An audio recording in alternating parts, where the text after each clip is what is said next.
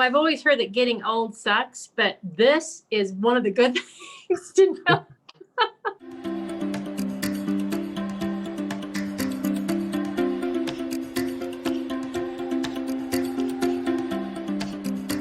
Hi, everyone. I'm glad that you could join us this morning. I am a senior real estate specialist, and I've always had a passion for helping seniors when they're going through their transition from maybe their big house to assisted living or even to a smaller house.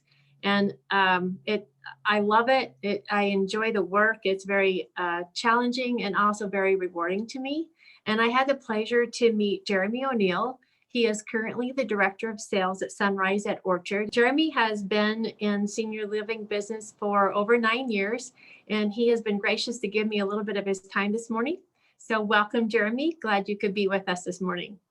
Well, thank you so much for having me. It's a pleasure. Yes. So Jeromy, we had talked before, and you gave me a lot of inside information that I never thought was happening with people when they start to do this transition into assisted living.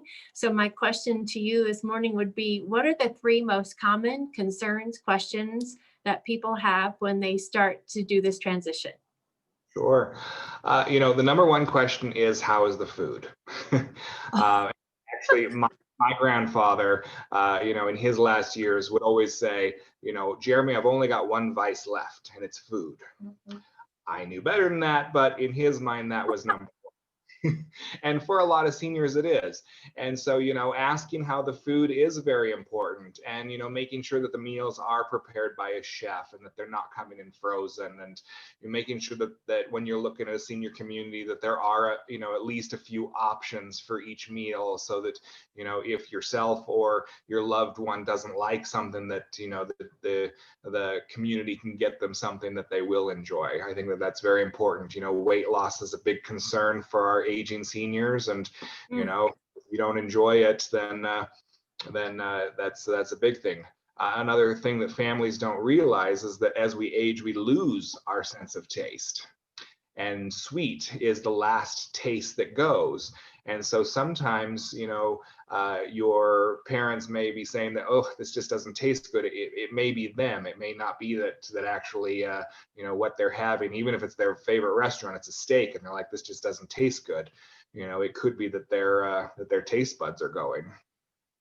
So you're telling me that sweets is the last taste you lose?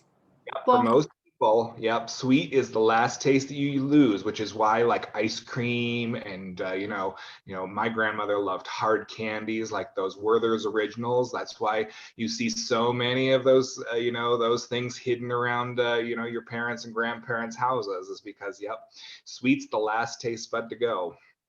Well, I've always heard that getting old sucks, but this is one of the good things to know. Well, once your taste of sweet goes, then everything tastes metallic, which is terrible. Oh my goodness. So what's the second most asked question?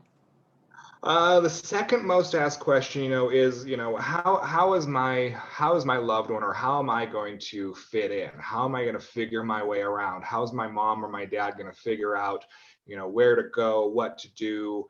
And every community is their care staff are going to take the time, especially for those first 30 days, in, helping our new residents get acquainted with kind of the way things are, the schedule, if you will. They're going to help remind them of where to go and when to go for a meal, for activities. If they, are kind of going around the building, there's always going to be friendly staff that's going to help point them in the right direction. Every community that I've ever worked at, there are always a group of residents that look forward to meeting new residents, introducing them to people, and helping them find their way around. Some communities do have some residents that they like to sit at their certain table, so you'll end up with that. But just ask for your parents or your grandparents or yourself to be introduced to the friendly group of people. So specify friendly. Well, or people who have common interests, and whoever you're working with, they're going to know the residents, and that's why it's so important to give as much feedback. And what is that like now with COVID? oh, very good question. So COVID, just like we hear on the news, everything's changing sometimes daily. Unfortunately in Colorado, most counties, you have the state guidelines, and you have the county guidelines, and you have the city guidelines. So depending on where you are on the map really is going to determine how limited a community is. We're in Arapahoe County. Luckily, we're not in Denver. Denver seems to be a little more strict. So right now, we can do activities for groups of up to 6.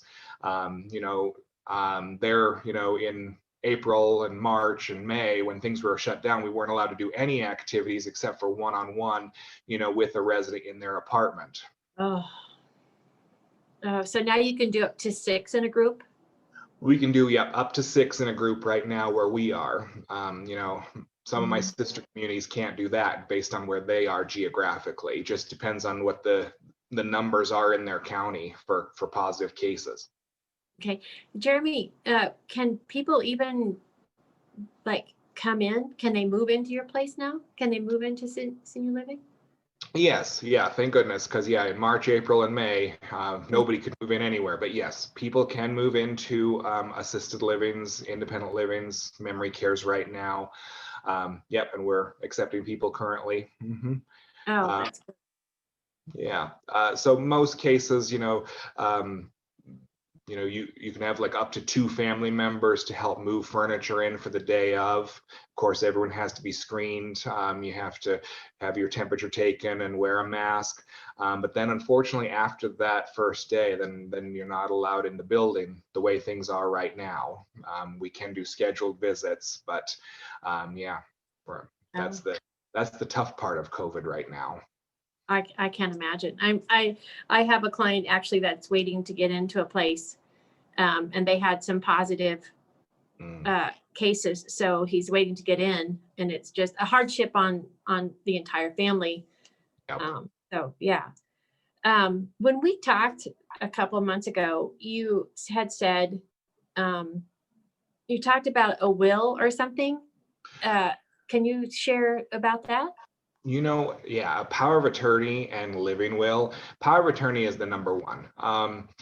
Everyone, I have a power of attorney. I got it 7 years ago because after 2 years of preaching, you should have a power of attorney.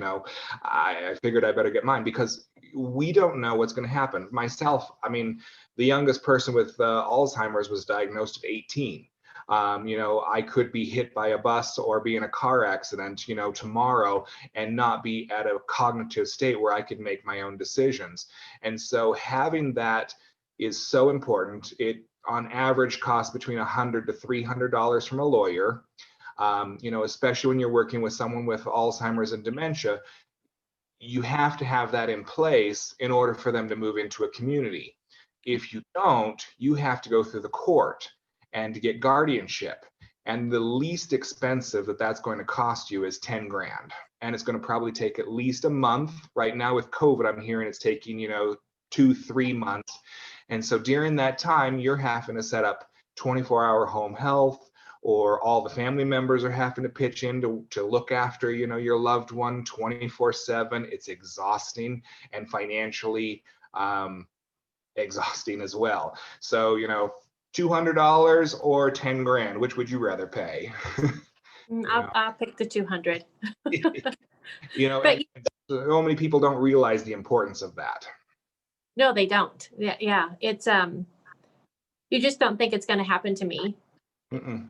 And then you're in a quandary when it does. So like my grandparents always said, plan for the worst, hope for the best.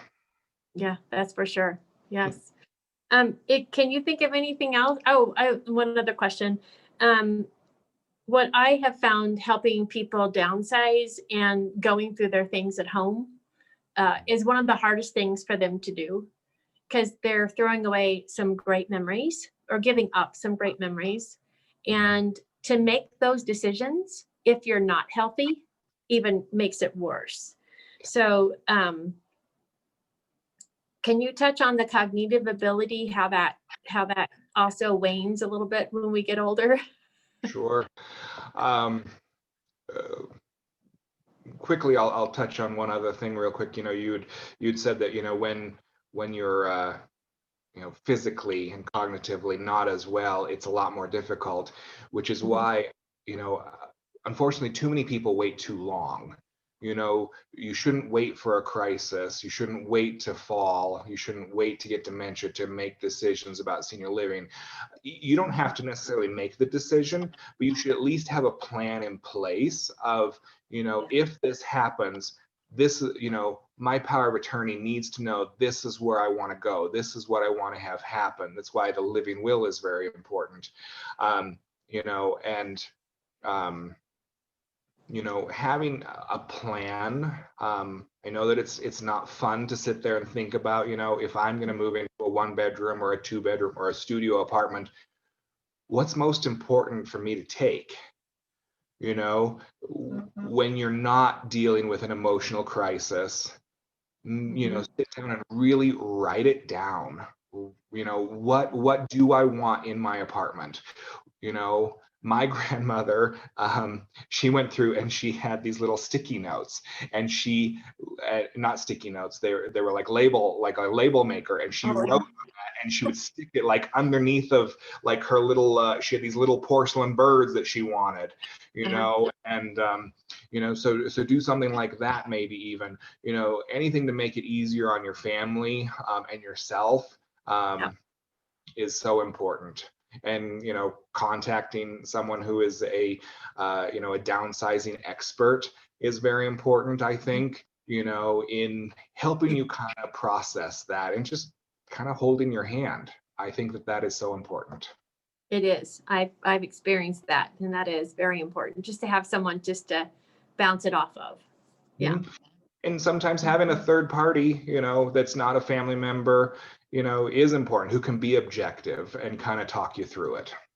Mm-hmm. Good points. Good points. Well, thank you. I've taken a few notes here, and of course, the biggest one is the sweets. So I'll remember that. But could you please share with us what would be the best way to get hold of you and where you're located at? Can you go through that a little bit more, please? Sure. Yeah. Again, we're located in Littleton, right on the edge of Greenwood Village and Centennial, right off of Holly and Orchard. You can always call us at 303-773-1609, or just Google Sunrise Senior Living. And if we're not the closest one to you, there'll be one close to you, and you can always get in touch with us that way. Okay, great. Jeromy, again, thanks for your time. Thanks for your knowledge sharing with us. And hopefully we can help someone out with this. Absolutely, Kim. It was my pleasure. Thank you.